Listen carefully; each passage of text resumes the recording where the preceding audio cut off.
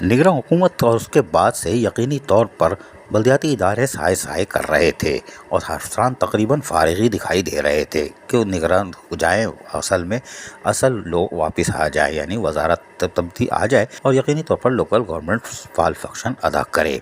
और इंतखाबात के बाद अब मौका आया था कि सईद गनी वजीर बल्दियात बनकर आ गए, काम शुरू होगा। लेकिन यहाँ पर यह था कि अफसरान फारिग बैठे थे और यकीनी तौर पर फिर एक ऑर्डर निकलता है 11 मार्च 2024 को, जो चीफ सेक्रेटरी सिंध की इजाजत से निकाला गया था।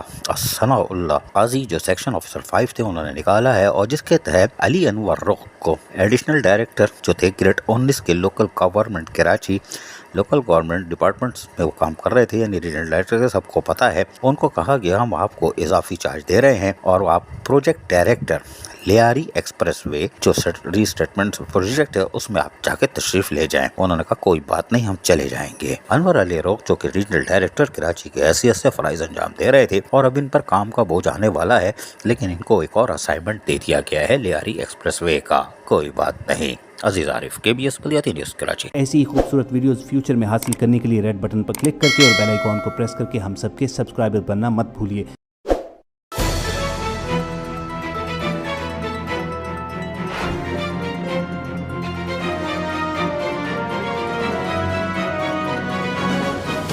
KBS बल्दियाती न्यूज़।